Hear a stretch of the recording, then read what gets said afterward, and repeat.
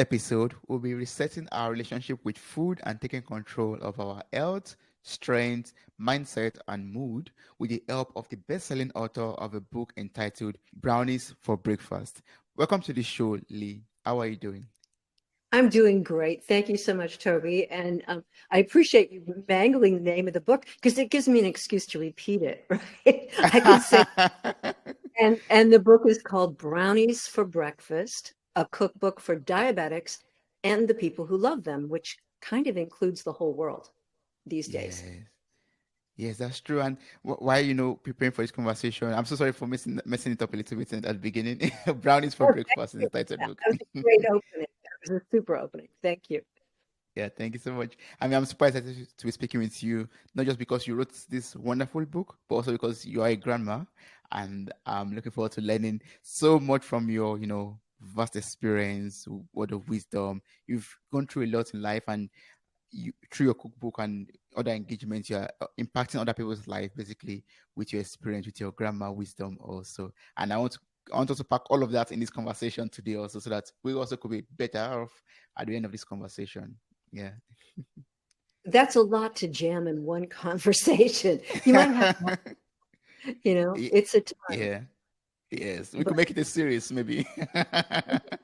it's worth bringing it up and getting started. And the first thing I want to say is from this end of life, you keep wanting things to be simpler. You don't Mm, want them to be so complicated.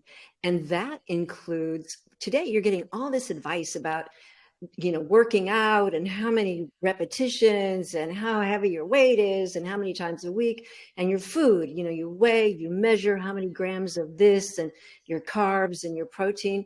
And I am here to tell you that you don't need to do all that.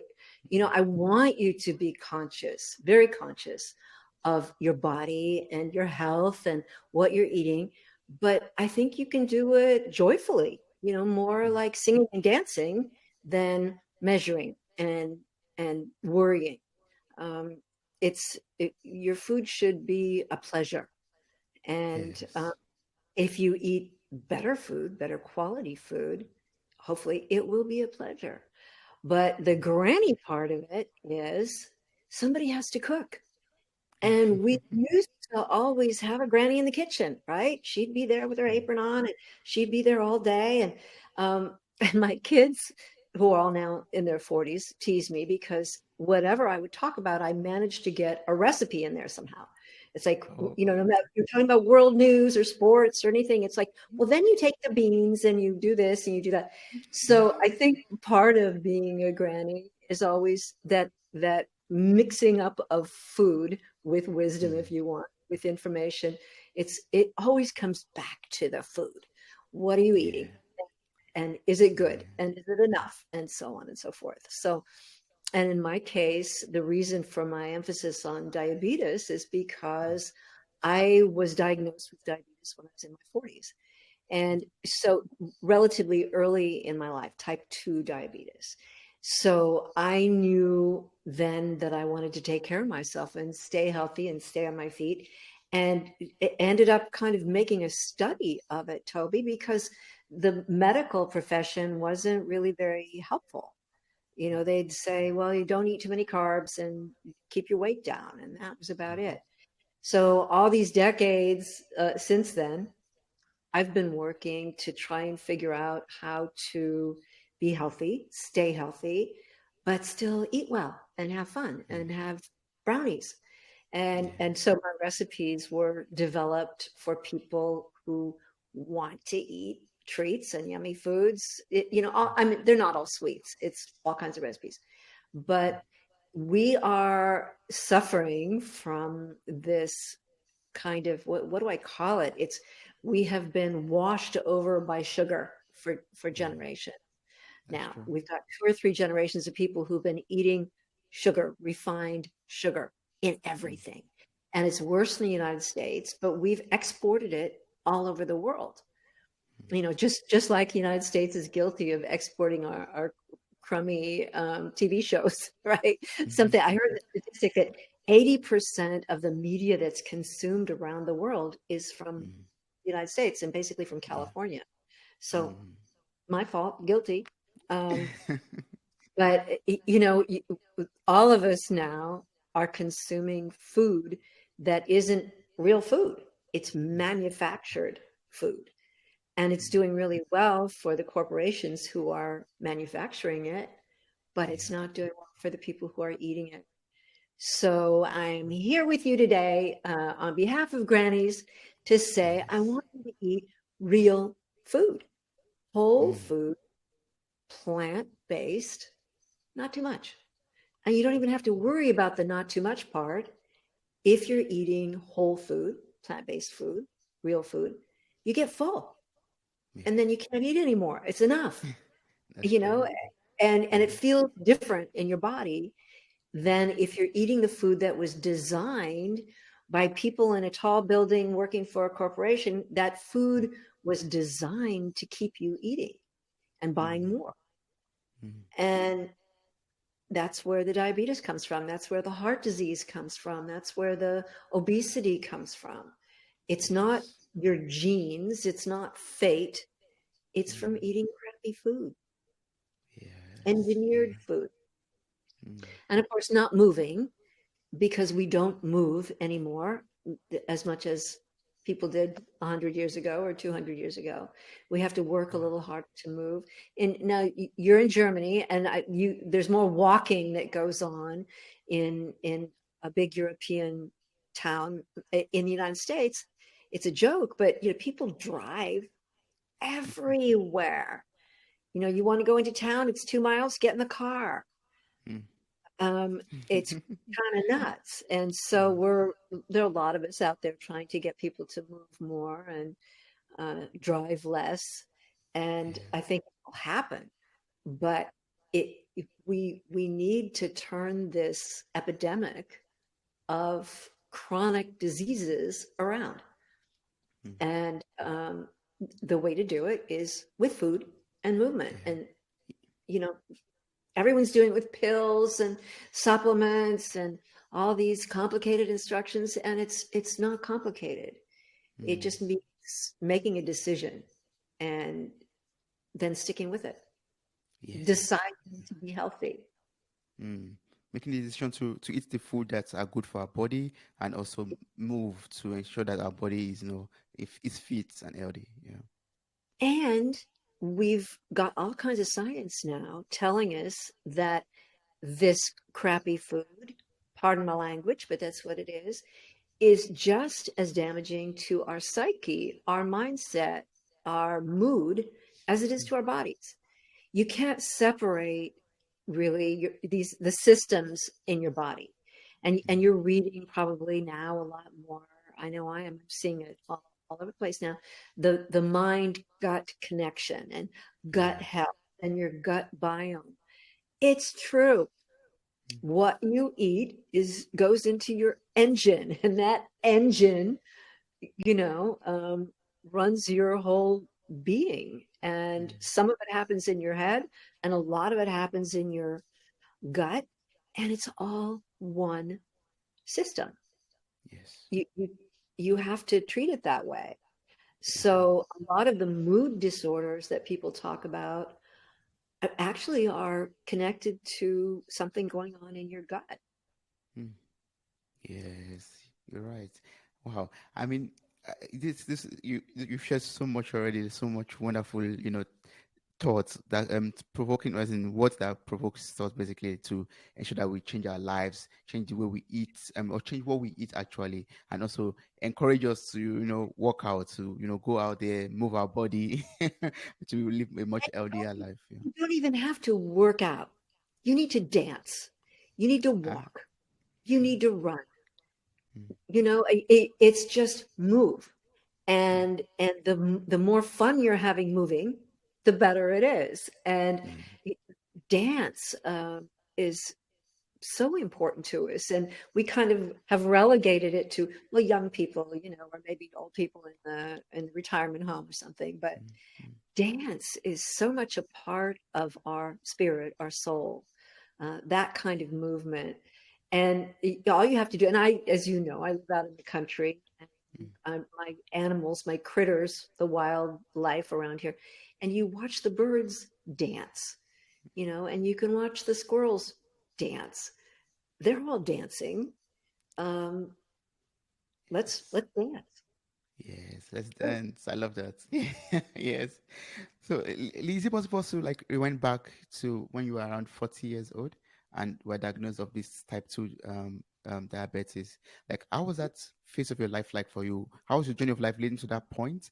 And how were you able to live, tr through this type 2 diabetes? What did you change? What happened to your food, your diet, your lifestyle? Okay. And I'm happy to say that according to the numbers, I'm no longer diabetic. Awesome. Um, yeah, and I was told that diabetes when I was diagnosed in my 40s. Mm. And the reason I was diagnosed in my 40s is because I had in my late 20s, I had a 10-pound baby, my son, Oh, big boy.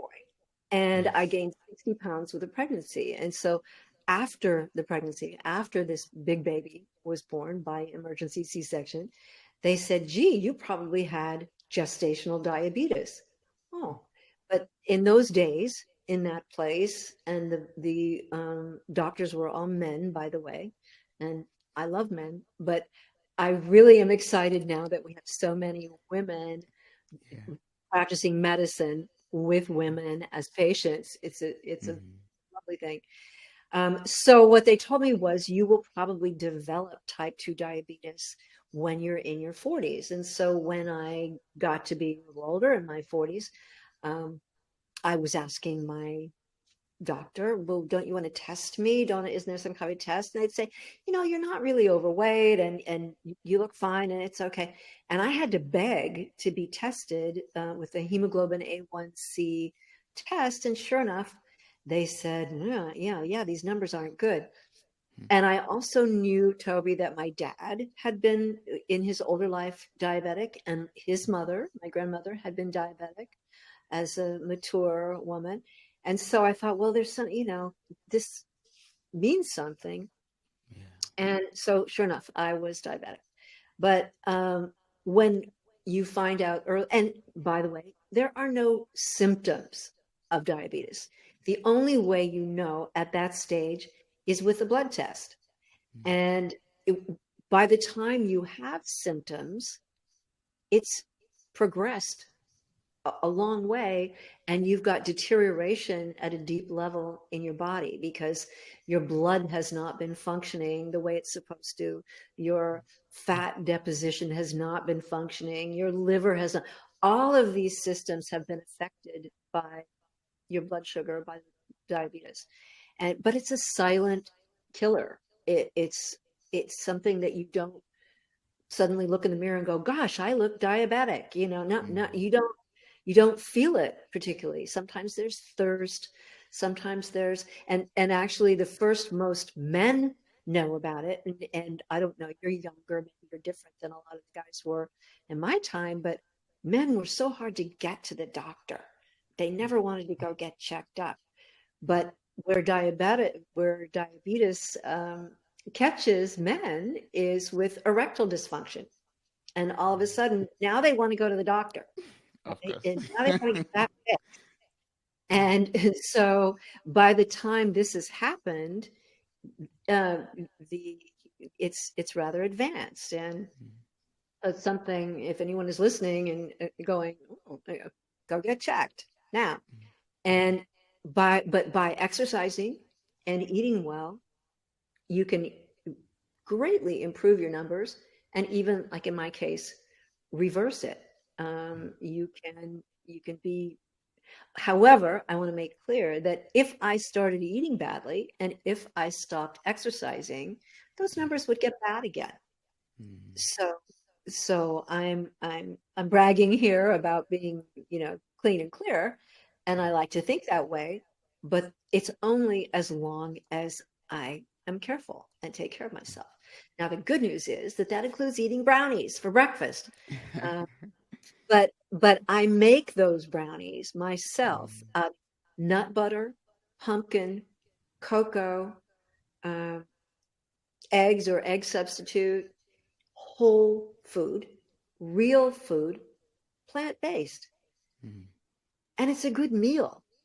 mm, So there's nothing wrong with eating treats as, oh, and I sweeten with monk fruit or mm, inulin. There's some really terrific, newer, natural sweeteners that you can use instead of sugar that give that you don't have any sort of blood sugar reaction from. mm. And they taste great. And a lot of people say, well, stevia, yeah, I agree with you. Stevia isn't always a great sweetener, but some of these others, and I list them all out in the book and talk about them, there are really good sweeteners on the market now that and I make pies and cakes and all kinds of things.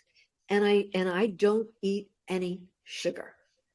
Wow, No sugar, zero that's sugar. great. I Mm, also rarely eat processed wheat flour.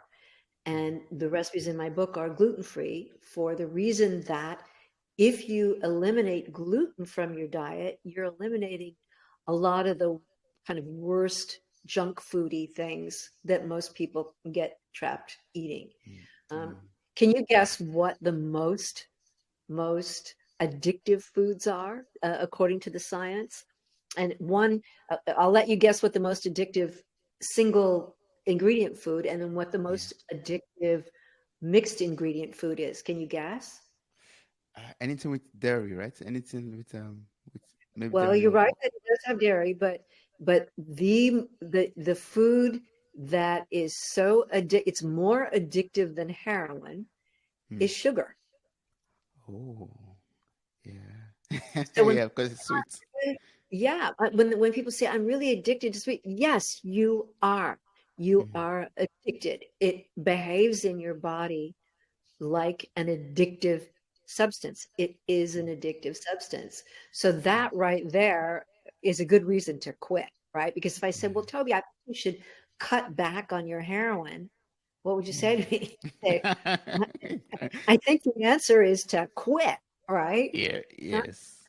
back.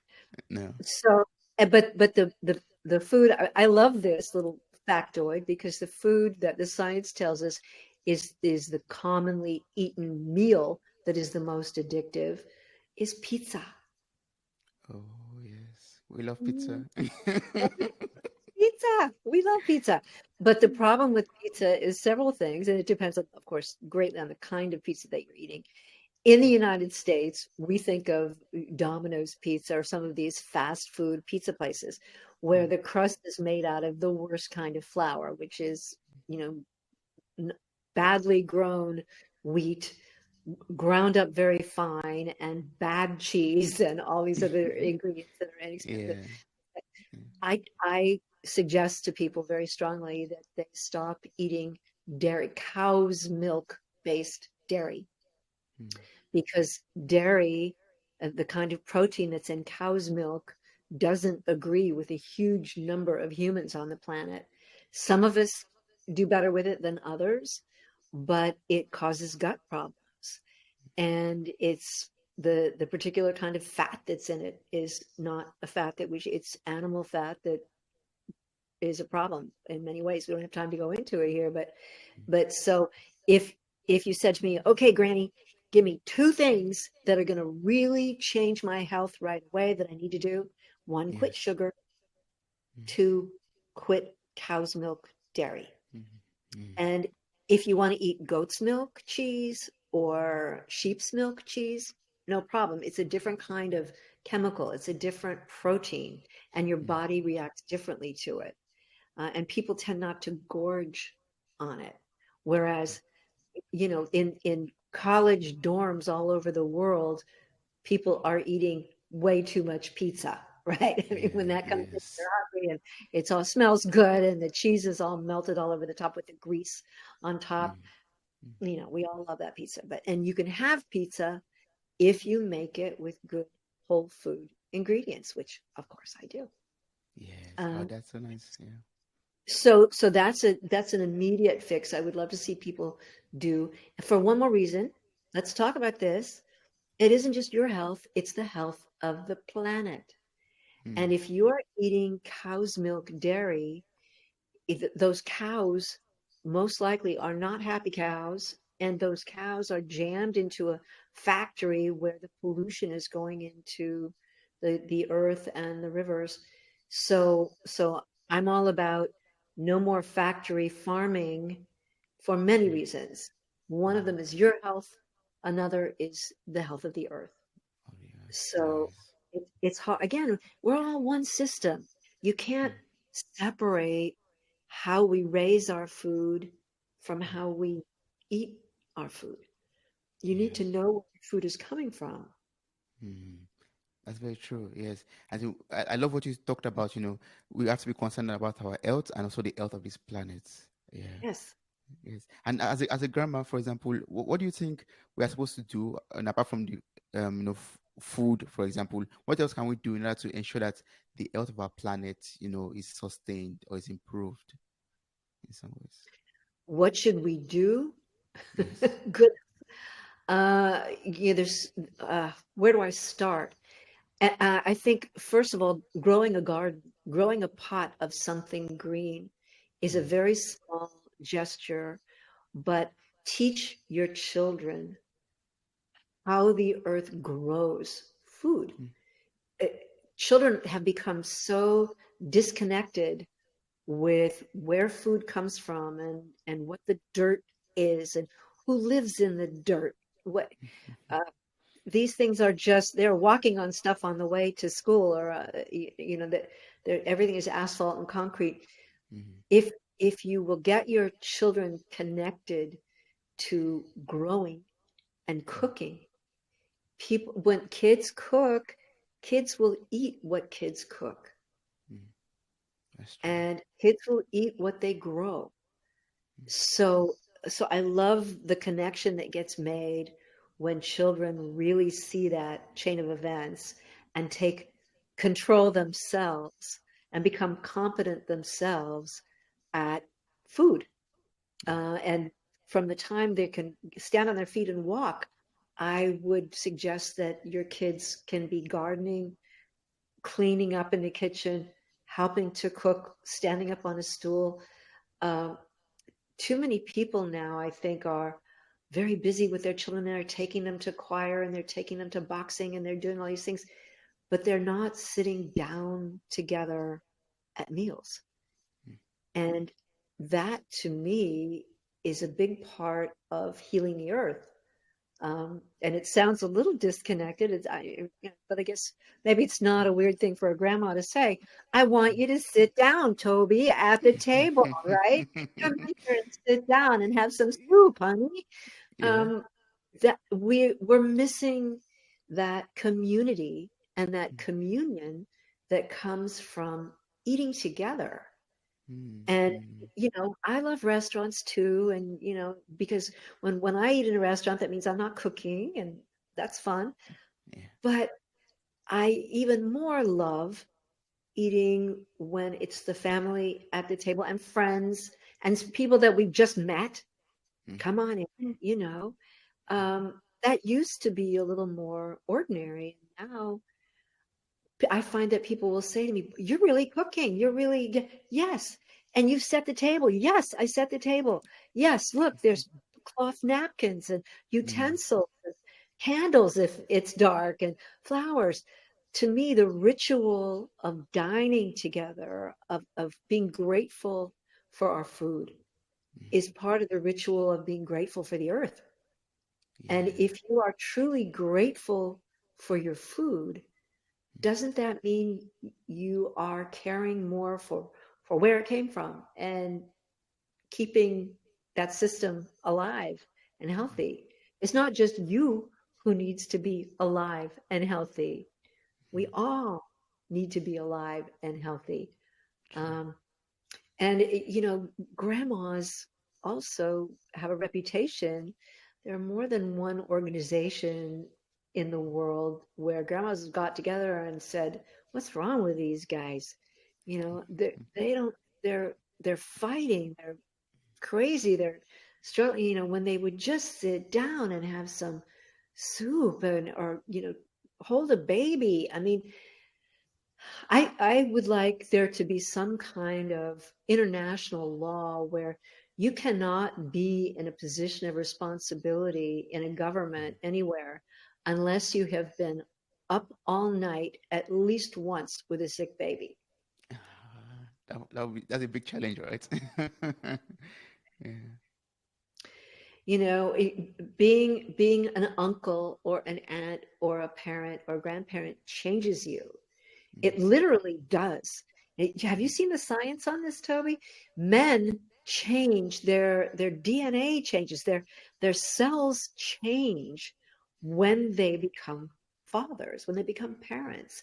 And I don't know if that's really radically different, and I'd love to see the science on this if you are an uncle or a grandfather, but having a relationship with new life, with new children Yeah. is is life changing for those adults who are caring for the children. Mm. And you can't think about government or the world or transportation or anything the same way once you have little ones in your charge. Mm. Yes, because it changes the way you view life, the way you treat other people.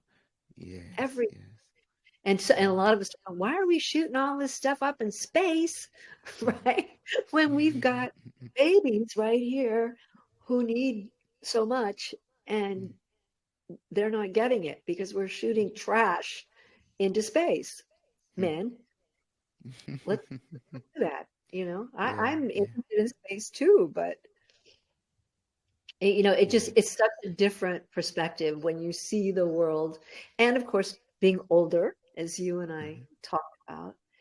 Yeah, Um, so much has changed since I became an adult, uh, and from my point of view, a lot of it was about feminism, was about how being female mm, limited my options and my choices and my future and so on. yeah.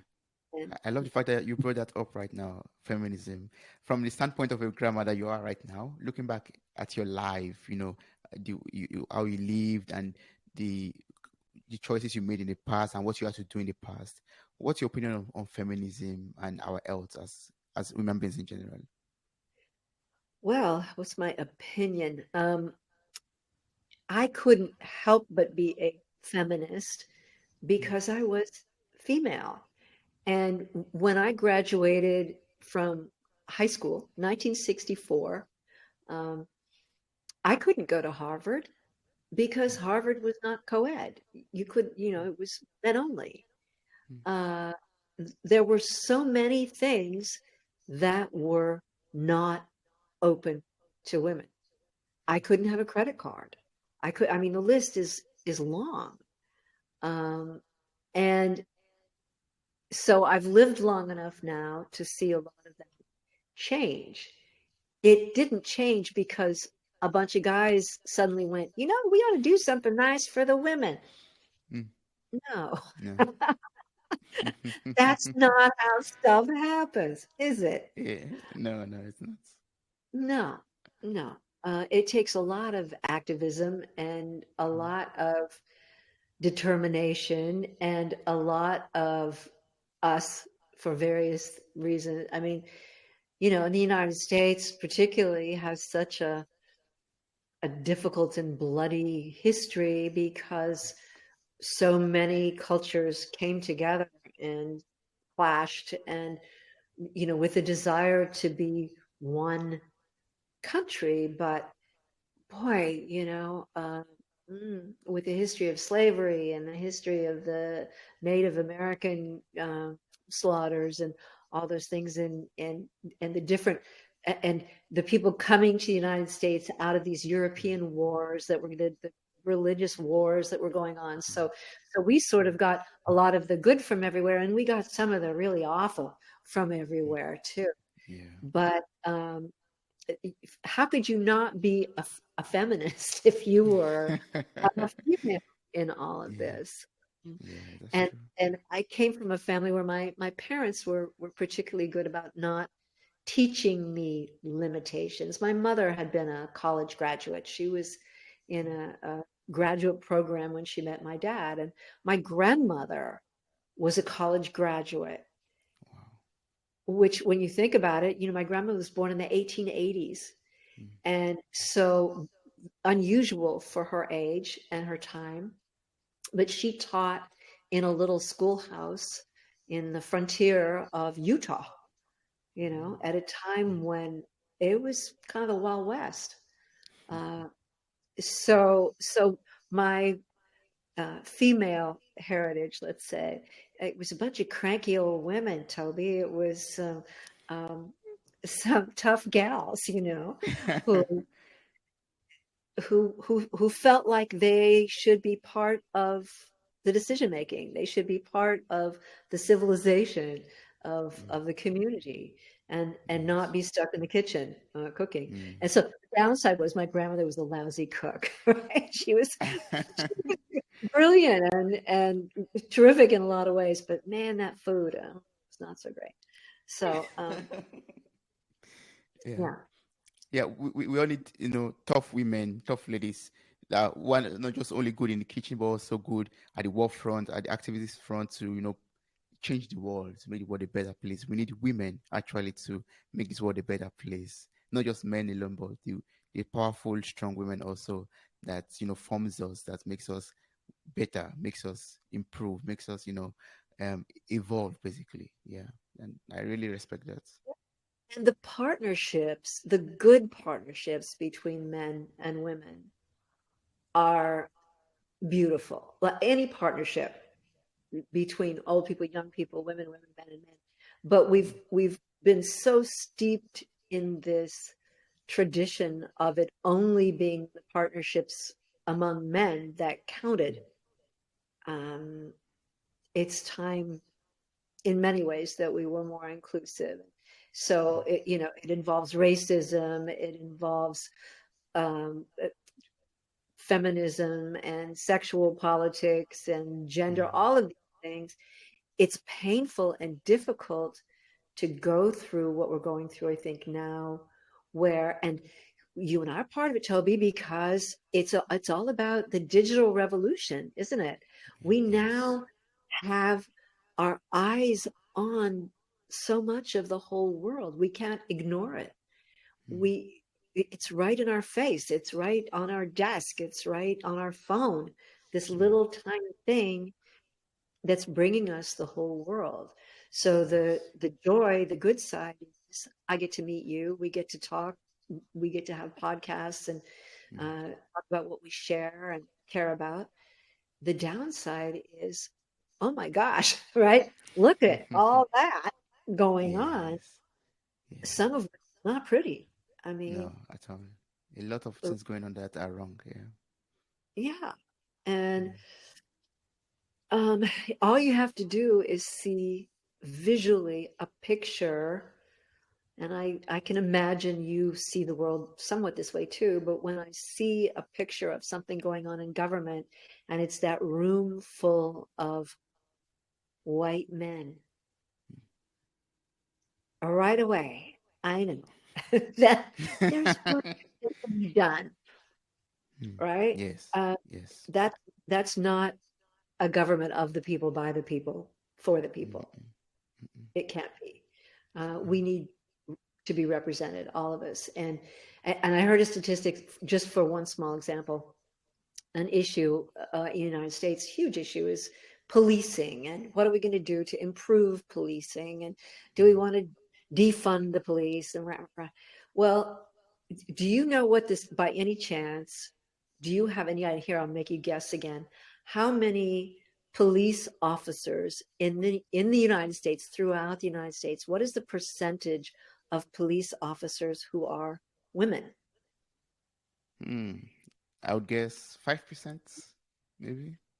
Well, it's better than that. It's Oh, 13, oh, up okay. from Oh, recently. Yeah. So mm, 13%. But think about that. The way police, I mean, and at a time when everything counted about a man's physical strength and so on, you can kind of understand that we would see those roles differently. mm, But when you look at how people are policed now with surveillance, with communications, with community relations, with all these things. It's not just guns and muscle, mm, or shouldn't be. Um, you know, I think yes, this is it should be improved. I don't know about you, but I think just like we don't want to be policed by an all white police force in the United no, States. mm-mm. It's No, we don't. crazy. Mm, that's true. So, and it's only when you really are forced to look at this and see the picture of this that I think some of us, and we just take so many things kind of for granted if we're not, if it's not in front of us, if we're not forced Mm, to look at. So yes. yeah, um, grannies, grannies have their own perspective on things, and Yeah.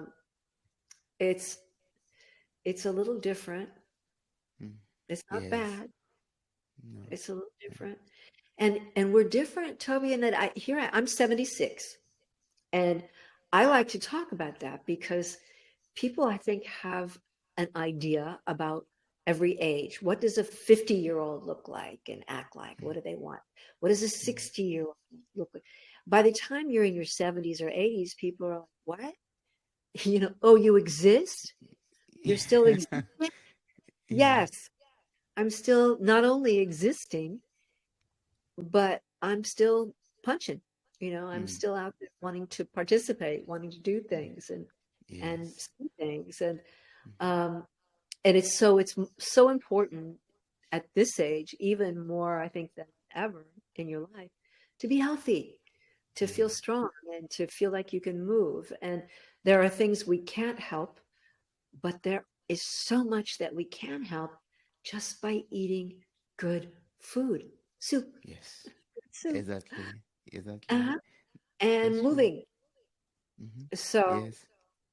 Yeah, I'm really grateful for the fact that you shared your perspective on the state of things right now, politics and our social issues basically, because it's very important for us to we all see life from different perspective, but it's very important for yeah. us to see the perspective from the grandmas, for example, from grandpas, to see, okay, this is how far they've gone in life. This they've experienced different phases of this earth, different situations, and this is what's happening right now. They could give a deeper insight, a deeper perspective to the current situation. That's why I really appreciate your view on things. That's awesome. Well, another thing that I see happening where podcasting comes in is our news is, I mean, news has never been all true, right? I mean, No. news has always been largely BS in many ways. Mm, But now we have the tools for a lot more truth to be revealed, um, in reporting and observations. We all have our little cameras, and it's not that this is a guarantee that what we will see and read is true, but we have the potential to be more observant about what governments are doing, and what the countries are doing, and what our own country, what our state, what our community is doing. We have these amazing tools. The challenge now is to learn how to use them in moral ways, in intelligent ways. It's no longer in the hands of a few mm, exactly, but when you look at who owns the media, it's still in the hands of the few. yes. So good for you for being out there podcasting and looking for the truth. Um, Mm, I'm here with you, and I admire your tenacity. You've done a lot of shows. It's hard work. I know it's hard work, but Thank you so much. good for you, Toby. I mean, you guys like you are going to, I think, bring the truth with Oh, you. thank you. And we can't do that without you, right? So we need people like you on the other side to tell us the truth, to reveal the truth to us. Yeah. Yeah. You need a Grammy once in a while, and Yeah. today yours. Thank you. I love it. Thank you so much. Yes, and before we go, this episode will not be complete if you do not review the secrets behind your beauty, behind your living long, strong, healthy, and beauty and energy that you have right now. What are some of the eating habits that you've cultivated over the years? What are the exercises that you do over the years to make you look ever young? You don't look older than 40 or something right now. Well, thank you. I love the flattery. It becomes more important than ever. I love it. Eating well, sleeping. We haven't even talked about sleeping. Mm, Sleeping is an underrated, huge, huge health issue. Too many of us are not sleeping well now. And just here's one little factoid that you may know, but it took me, I don't know, I didn't learn this that long ago. The only time your body heals is in deep sleep. mm, So if you are not getting that truly deep sleep, you're not healing.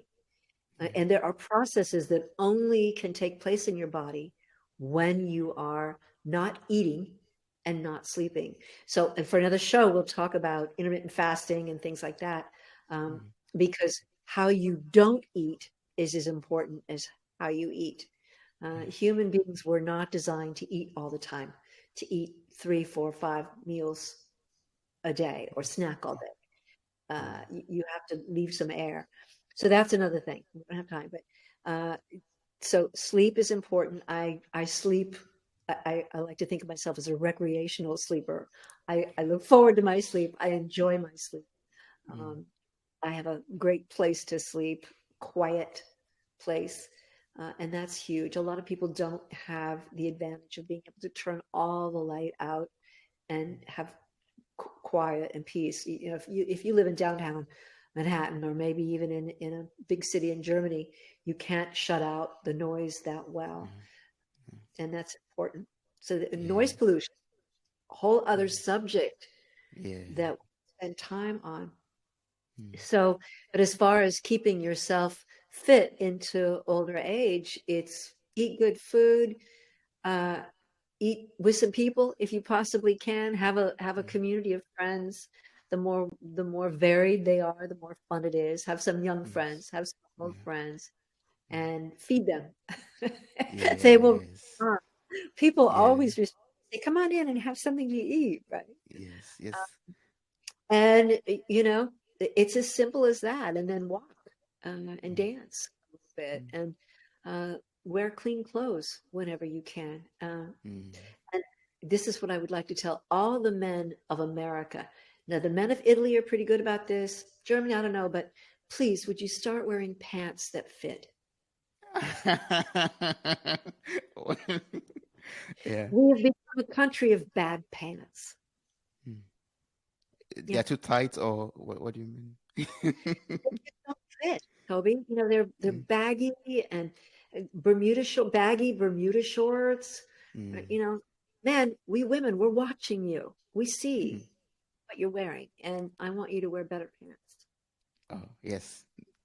We'll take note of that. Yeah. Okay, there Yeah. you go. There's my advice. My beauty Yes. advice.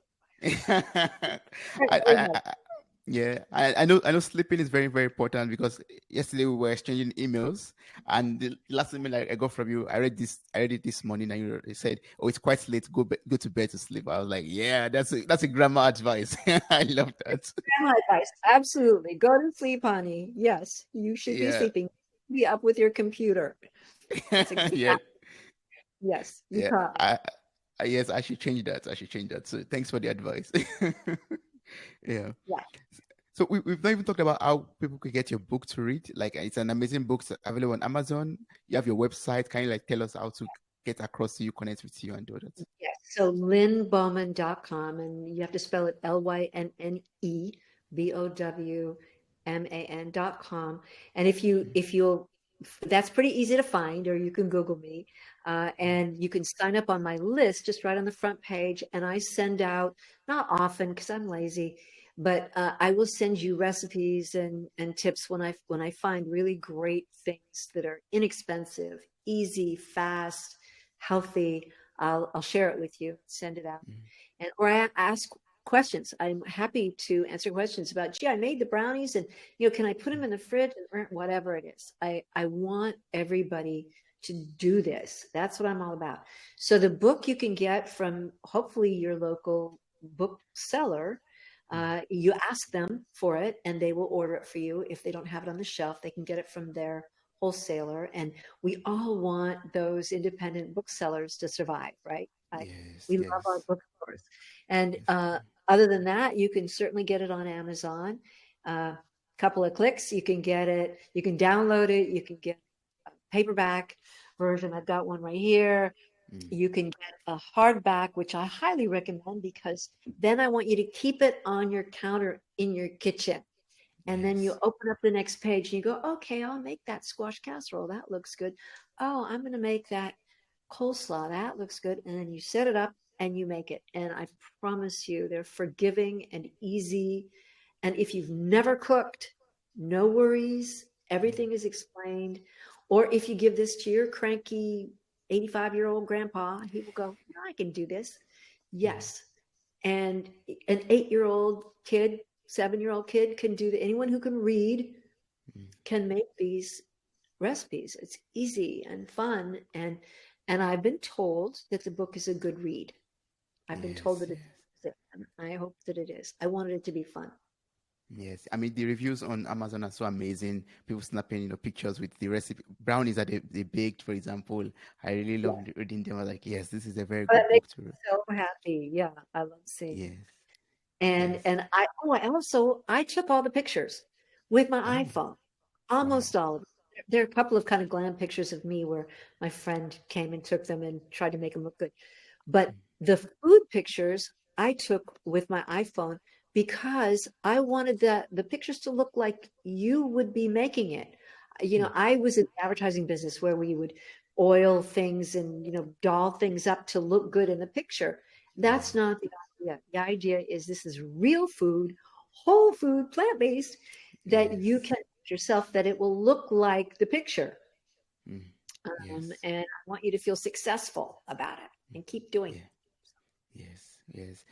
Lee, one thing inspired me in this podcast episode is like about having this family or kitchen table culture where we all sit down together at the kitchen table or family table and have dinner together, speak about politics, speak about lies, speak about everything that's bothering us basically, and enjoy healthy meals like low sugar, low carbs, or I mean healthy meals also. That's one thing I'm craving from this podcast episode already. Like you inspired that into me, and I hope I can bring that into fruition, into realization.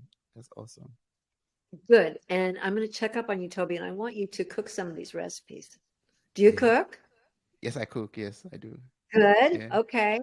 I would love to hear from you when you try some of this stuff and your Yes. listeners. Uh, It's not just about me up here yakking. I want people to do this and to Mm. enjoy the best health they can. Yes. I'm going to place all of this link in the show notes of this episode. The link to your website. On your Thank, website, you have a page to your books also, and thank everything is available there. I'll encourage everyone to just click on the link, copy the link, get the book, cook some recipes. Maybe we could make some food challenge also. Yeah, you. that was And then let awesome. go, get in touch. And thank you, Toby, so much for the time with you. This has been a joy. Thank you so much. It's a great blessing to speak with you. Thank you so much.